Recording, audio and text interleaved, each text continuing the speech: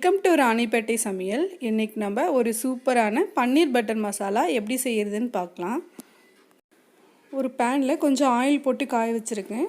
அதில் 2 துண்டு பட்டை, 2 ஏலக்காய், 3 கிராம்பு, ஒரு சின்ன துண்டு இஞ்சி 4 நான் கட் பண்ணி வச்சுருக்கேன். அதை இப்போ சேர்க்குறேன்.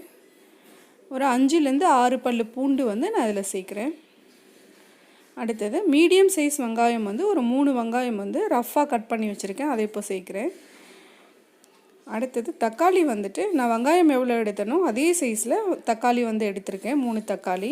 நீங்கள் பெங்களூர் தக்காளினா நீங்கள் நிறைய கூட எடுத்துக்கலாம். அடுத்தது முந்திரி பருப்பு ஒரு 12 முந்திரி பருப்பு சேர்க்குறேன். இதை நல்லா வதக்கி எடுத்துக்கலாம். இப்போ எல்லாம் சேர்ந்து நல்லா வதங்கிடுச்சு. இந்த அளவுக்கு வதங்கினா போதும். இப்போது இதை நல்லா ஆற வச்சு மிக்சியில் போட்டு நல்லா பேஸ்ட் மாதிரி அரைச்சி எடுத்துக்கலாம். இப்போ நான் ஒரு பேனில் 4லேருந்து 5 டீஸ்பூன் அளவுக்கு பட்டர் சேர்க்குறேன். தாளிக்க பட்டர் யூஸ் பண்ணால் டேஸ்ட்டு ரொம்ப நல்லாயிருக்கும். இப்போ பட்டர் நல்லா உருகிடுச்சு. இப்போது ஒரு 1/4 டீஸ்பூன் அளவுக்கு ஜீரகம் நான் சேர்க்குறேன். அடுத்தது 2 பிரிஞ்சி இலை சேர்க்குறேன். அப்புறம் ஒரு 3 பச்சை மிளகாய். இது எல்லாம் கொஞ்சம் பொரியிற வரைக்கும் வெயிட் பண்ணி வதக்கி எடுத்துக்கலாம். இப்போ தாளிப்பு போட்டதெல்லாம் நல்லா வதங்கிடுச்சு. அடுத்தது நம்ம மிக்சியில் அரைச்சோம் இல்லைங்களா, அந்த பேஸ்ட்டை இதில் சேர்த்துடலாம். இப்போ இதை நல்லா வதக்கி எடுத்துக்கலாம்.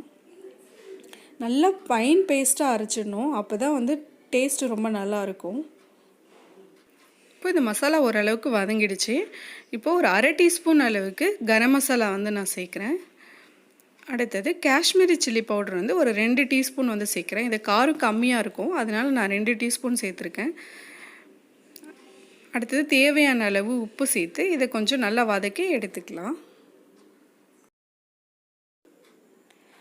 இப்போது நல்லா வதங்கிடுச்சு. இந்த அளவுக்கு வதங்கினதுக்கப்புறம் கொஞ்சமாக ஒரு 1/2 டம்ளர் அளவுக்கு தண்ணி சேர்த்தா போதும். நிறையெல்லாம் சேர்க்கக்கூடாது.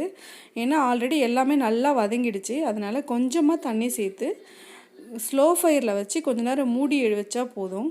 அப்புறம் அந்த ஆயில் எல்லாமே உங்களுக்கு மேலே நல்லா பிரிய ஆரம்பிச்சிரும். இப்போ இதை க்ளோஸ் பண்ணி ஒரு 3 to 4 மினிட்ஸ் அப்படியே வைக்கலாம். இப்போ நான் வேறு ஒரு பேனில் கொஞ்சம் ஆயில் காய வச்சுருக்கேன். அதில் நம்ம சேர்க்க போகிற பன்னீரை க்யூப் மாதிரி கட் பண்ணி இந்த ஆயிலில் போட்டு லைட்டாக ஃப்ரை பண்ணி எடுத்துக்கலாம். ஆயிலில் ஃப்ரை பண்ணி சேர்க்கும் போது டேஸ்ட்டு ரொம்ப நல்லாயிருக்கும். ரொம்ப ஃப்ரை ஆகணும்னு இல்லை, போட்டு 1 நிமிஷத்துலேயே நம்ம எடுத்துடலாம். இந்த அளவு கலர் வந்தால் போதும். இப்போ ஒரு 3 to 4 மினிட்ஸ் ஆயிடுச்சு. இப்போ எப்படி இருக்குன்னு சொல்லி பார்க்கலாம்.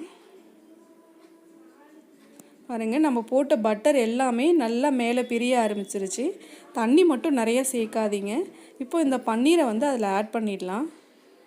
தண்ணி நிறைய சேர்த்துட்டோம்னா ரொம்ப நேரம் ஆகும். நம்ம ஆல்ரெடி மசாலாலாம் நல்லா வதக்கி தான் சேர்த்துருக்கோம்.